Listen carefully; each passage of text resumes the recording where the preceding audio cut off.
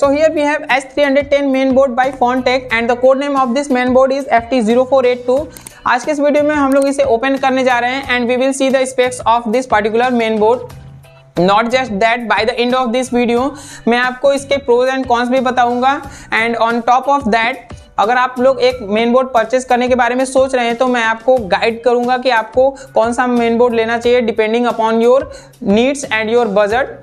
And in case अगर आपने already purchase कर रखा है और आप कंफ्यूज हैं कि आपको कितने वाट का पावर सप्लाई लेना है, कितने जीबी का रैम लेना है, रैम की स्पीड कितनी होनी चाहिए, प्रोसेसर कौन सा लेना है, अगर आप कंफ्यूज हैं तो ये सारी चीज़ें मैं आपको इसी वीडियो में क्लियर कर दूंगा during explaining this main board. By the way एक बजट फ्रेंडली मदरबोर्ड है एंड अगर आपका भी बजट लो है then you can definitely consider buying it. ये आपको अमेजोन पे 3800 रुपीज़ में मिल जाने वाला है एंड इसका बाय लिंक आपको डिस्क्रिप्शन में दे दिया गया है, आप वहां से जाकर इसे परचेज कर सकते हैं। एंड वन मोर थिंग, आपको इस प्राइस रेंज में इस मदरबोर्ड में M.2 NVMe स्लॉट देखने को मिल रहा है जो कि एक बहुत ही अच्छी बात है। अब अगर बात करें इसके परफॉर्मेंस की तो आप यहाँ पे कंप्यूटर के सभी बेसिक टास्क को बहुत ही इजीली रन करा सकते हैं। एंड अगर बात करें एडिटिंग की तो आप इसमें फिल्मोरा 10 और गेमिंग के लिए माइनक्राफ्ट जैसे गेम्स बहुत ही इजीली रन करा सकते हैं क्योंकि इसमें बहुत ज़्यादा ग्राफिक्स की जरूरत नहीं पड़ती है। वहीं अगर आप GTA 5 या एडोब प्रीमियर प्रो जैसे सॉफ्टवेयर रन कराना चाहते हैं तो इसके लिए आपको एक डेडिकेटेड ग्राफिक कार्ड परचेस करने की जरूरत पड़ेगी। बॉक्स के ऊपर हम देखें तो यहाँ पे 3 ईयर की वारंटी मेंशन की गई है जो कि बहुत अच्छी बात है हमारे लिए। एंड नाउ अब हम इसे ओपन करते हैं। सबसे पहले हमें यहाँ पे एक CD देखने को मिलता है, इसमें ड्राइवर्स दिए गए हैं और अगर हम चाहें तो इस ड्राइवर को फ्रॉन्टेक की ऑफिशियल वेबसाइट से डाउनलोड भी कर सकते हैं। इसे रखते हैं साइड में। And now we have this SATA connector, इसकी हेल्प से हम अपने हार्ड डिस्क और SSD को कनेक्ट करते हैं, इसको भी रखते हैं साइड में। And now we have this IO shield जो कि हमारे कैबिनेट के बैक साइड में लगता है, इसको भी रखते हैं साइड में। And now we have this warranty card, also user manual, ये भी हम रखते हैं साइड में। Now here is our motherboard, इसे हम रैपर से बाहर निकालते हैं। Wait minute. एंड ये रहा हमारा मेन मदरबोर्ड। अगर आप पीछे साइड देखें तो यहाँ पे एक फोम दिया गया है सो दैट इसके जो पीछे सर्किट्स दिए गए हैं वो डैमेज ना हो जाएं, उनको प्रोटेक्ट करने के लिए। एंड यहाँ पे हमारा ये प्रोसेसर लगने वाला है एंड LGA 1151 इसका जो साइज़ है वो दिया गया है। एंड अगर हम इधर देखें तो यहाँ पे PS/2 जो पुराने वर्जन के कीबोर्ड और माउस पोर्ट होते थे वो दिए गए हैं जो कि आज के समय में कोई भी नहीं यूज़ करता है। एंड वीडियो आउटपुट के लिए यहाँ पे आपको DVI port and VGA port and यहाँ पे HDMI पोर्ट मिलेगा। वैसे अगर मैं आपको बताऊं कि यहाँ पे जो वीडियो के लिए VGA पोर्ट दिया गया है इसके थ्रू केवल वीडियो आउटपुट मिलता है। अगर हमें ऑडियो आउटपुट चाहिए तो इसके लिए हमें यहाँ पे ये जो ग्रीन वाला पोर्ट दिया गया है इसको यूज़ करना पड़ेगा क्योंकि ये एनालॉग सिग्नल प्रोड्यूस करता है। वहीं HDMI केबल के थ्रू अगर हम आउटपुट ले रहे हैं तो इसमें हमें वीडियो और ऑडियो आउटपुट दोनों ही मिल जाता है। एंड नेक्स्ट हमारे पास यहाँ पे 2.0 के USB पोर्ट दिए गए हैं एंड यहाँ पे 3.0 के भी 2 USB पोर्ट दिए गए हैं। एंड यहाँ पे इथरनेट पोर्ट है एंड यहाँ पे ऑडियो से रिलेटेड जो पोर्ट दिए गए हैं वो हैं। यहाँ पे आप लोग देख सकते होंगे PCIe X16 स्लॉट दिया गया है। यहाँ पे हम लोग अपने ग्राफिक कार्ड या फिर किसी भी दूसरे पेरिफेरल डिवाइसेस को ऐड कर सकते हैं। उसके साथ ही हमें एक और PCIe X1 स्लॉट देखने को मिलता है। इन दोनों में ही हम लोग किसी दूसरे और पेरिफेरल डिवाइसेस को या फिर एक्सटेंशन के रूप में यूज़ कर सकते हैं। एंड उसके साथ ही हमें यहाँ पे एक NVMe M.2 स्लॉट देखने को मिल जाता है, यहाँ पे भी हम लोग SSD को ऐड कर सकते हैं। उसके साथ ही यहाँ पे हमारे पास 2 रैम स्लॉट मिल जाएगा, इसमें हम लोग मैक्सिमम 32 GB का रैम इंसर्ट करा सकते हैं बट मैं आपको रिकमेंड करूँगा कि आप 16 GB का 2 लगाएं क्योंकि उससे आपको ड्यूअल चैनल का बेनिफिट मिलेगा जिससे आपका प्रोसेसर जो आपको परफॉर्मेंस मिलेगा वो थोड़ा बेटर मिलेगा।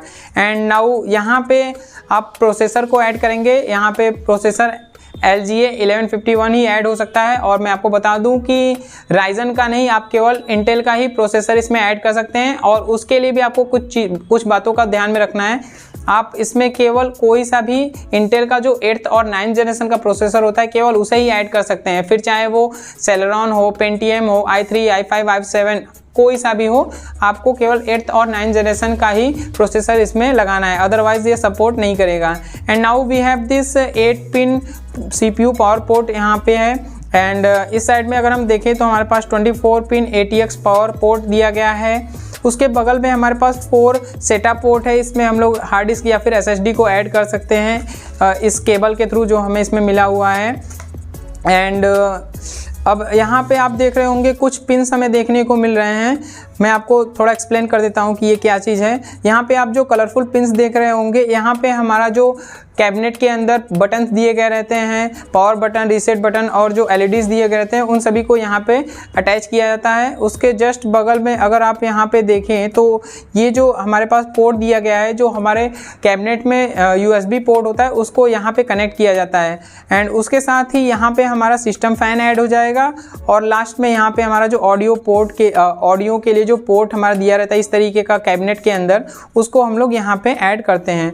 तो अभी मैंने ऑलमोस्ट सारी चीज़ें आपको एक्सप्लेन कर दी हैं। इस मदरबोर्ड के पॉजिटिव साइड की बात करें तो ये हमें बहुत ही अफोर्डेबल प्राइस में मिल जाता है। साथ ही साथ इसमें इंटेल के 8th और 9th जनरेशन प्रोसेसर का सपोर्ट मिलता है। सपोज अभी पैसे कम होने की वजह से हमने i3 का 8th या 9th जनरेशन प्रोसेसर इंस्टॉल कर लिया और बाद में अगर हम चाहें तो i5 या i7 के 8th या 9th जनरेशन पर अपग्रेड भी कर सकते हैं। साथ ही साथ हमें इसमें 32 GB तक का मैक्सिमम रैम सपोर्ट देखने को मिलता है, जिसमें DDR4 टाइप का रैम हम लोग लगा सकते हैं और उसकी स्पीड होनी चाहिए 2133 मेगाहर्ट्ज या फिर 2400 मेगाहर्ट्ज या फिर 2666 मेगाहर्ट्ज। इनमें से कोई सा भी रैम हम इसमें लगा सकते हैं। एंड उसके साथ ही हमें इसमें M.2 NVMe स्लॉट भी देखने को मिल जाता है। ये सभी पॉजिटिव साइड है। अब इसके निगेटिव साइड की बात करें तो ये बहुत ही ज़्यादा फीचर पैक्ड नहीं है। इसमें बहुत ज़्यादा एक्स्ट्रा फीचर्स नहीं दिए गए हैं, केवल बेसिक फीचर्स ही हमें देखने को मिलते हैं। एंड उसके साथ ही ये किसी भी पावर गेमर या फिर पावर यूज़र्स के लिए नहीं दिया गया, जो हार्डकोर गेमर्स होते हैं उनके लिए नहीं बना है। तो ये सभी कुछ निगेटिव साइड्स हैं और पॉजिटिव साइड्स हैं। आप इसके बेसिस पे कंसीडर कर सकते हैं कि आपको ये लेना है या नहीं लेना है। अब मैं आपको थोड़ा सा बाइंग गाइड दे देता हूं। अगर आप एक मदरबोर्ड परचेस करना चाहते हैं तो आपको किन किन बातों को ध्यान में रखना है। सबसे पहले आपको अपना बजट डिसाइड कर लेना है कि आप कितने रुपए मैक्सिमम खर्च कर सकते हैं एक मदरबोर्ड लेने के लिए। नेक्स्ट आपको डिसाइड करना है कि आप किस टाइप के प्रोसेसर को यूज़ करना चाहते हैं। फॉर एग्जाम्पल इंटेल यूज़ करना चाहते हैं या फिर राइजन यूज़ करना चाहते हैं, क्योंकि इन दोनों का जो मदरबोर्ड होता है वो अलग अलग होता है। ऐसा नहीं कि आपने एक ही मदरबोर्ड परचेस किया और उसी में इंटेल का भी यूज़ कर लिया और राइजन का भी यूज़ कर लिया। नेक्स्ट आपको डिसाइड करना है कि आप जो भी प्रोसेसर यूज़ करें उसका जनरेशन क्या होने वाला है, क्योंकि ये भी एक बहुत ही इंपॉर्टेंट फैक्टर है। जो मदरबोर्ड होता है वो सभी जनरेशन के प्रोसेसर को सपोर्ट नहीं करता है।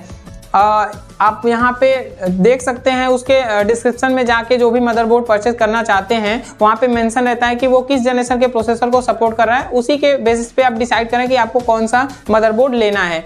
नेक्स्ट उसके बाद आप अपना देख सकते हैं कि आपके जो रिक्वायरमेंट क्या क्या है, कौन कौन से फीचर्स आपको चाहिए मदरबोर्ड में, उसके बेसिस पे आप डिसाइड कर सकते हैं। फॉर एग्जाम्पल आपको USB पोर्ट में कौन सा वर्जन चाहिए, 2.0, 3.0, 4.0, उसके अलावा PCIe X16 के कितने स्लॉट चाहिए, रैम के कितने स्लॉट चाहिए।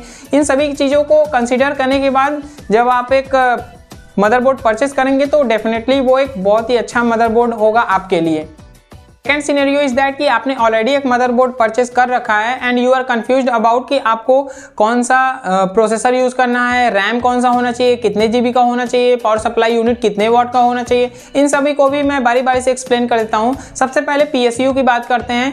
इसके लिए आपको गूगल पे जाना है और सर्च करना है पावर वॉटेज कैलकुलेटर। उसके बाद बहुत सी वेबसाइट आपको सामने दिख जाएंगी, किसी भी एक को ओपन करिए और वहाँ पे सारा डिटेल वहाँ पे फिल कर दीजिए कि आप कौन सा प्रोसेसर यूज़ करने जा रहे हैं और आपका ग्राफिक कार्ड कौन सा है, यूज़ कर रहे हैं या नहीं कर रहे हैं, रैम कितना है, फ़ैन कितने यूज़ कर रहे हैं आप। इन सभी डिटेल्स को फिल करने के बाद आपको वहाँ पे एक कैलकुलेटेड एक एवरेज वाटेज कंजम्पशन मिल जाएगा कि आपका सिस्टम कितना वाट कंज्यूम करने वाला है। एंड मैं आपको रिकमेंड करूँगा कि उससे थोड़ा सा ज़्यादा ही आप वाट का पावर सप्लाई यूनिट ले, बिकॉज हो सकता है कि आप फ्यूचर में कुछ अपग्रेडेशन करें अपने सिस्टम में, तो ऐसे केस में आपके लिए बेनिफिशियल रहेगा।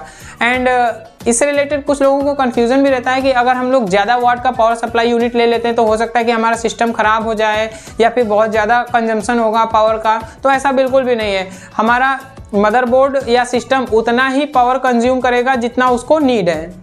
Coming on to the RAM, आप अपने मदरबोर्ड के यूज़र मैनुअल पर चेक कर सकते हैं कि आपका जो मदरबोर्ड है वो कितने GB तक का मैक्सिमम रैम सपोर्ट करता है। अगर आपके पास यूज़र मैनुअल नहीं है तो आप अपने मॉडल नंबर को सर्च करिए गूगल पे, वहाँ पे आपको देखने को मिल जाएगा स्पेसिफिकेशन में कि आपका जो मदरबोर्ड है वो कितने GB तक के मैक्सिमम रैम को सपोर्ट करता है। इसके साथ ही आपको एक और बात ध्यान में रखना है, जो आपका प्रोसेसर होना चाहिए और जो आपका मदरबोर्ड है उन दोनों की जो स्पीड है, रैम सपोर्टिंग स्पीड, वो आपके रैम के साथ मैच करना चाहिए। अदरवाइज आपको बॉटल नेकिंग देखने को मिलेगी, आप रैम के फुल पोटेंशियल को यूज नहीं कर पाएंगे। तो ये भी आपको ध्यान में रखना है। और एक बात और मैं आपको एज अ रिकमेंडेशन बताना चाहता हूँ कि आपके मदरबोर्ड में जितने भी स्लॉट दिए गए हों उन सभी स्लॉट को यूज करें, ताकि आपको ड्यूअल चैनल फीचर आप यूज कर पाएं, जिससे आपको ऑप्टिमम स्पीड मिल सके। जहां तक प्रोसेसर की बात है, अगेन आप अपने मदरबोर्ड के यूजर मैनुअल या फिर गूगल पे जाकर सर्च कर सकते हैं कि आपका मदरबोर्ड कौन से जनरेशन के प्रोसेसर को सपोर्ट करता है। So that's all for now. I hope this video was useful, and if you have any question, please leave a comment below, and also don't forget to subscribe for more such tech content. Bye bye.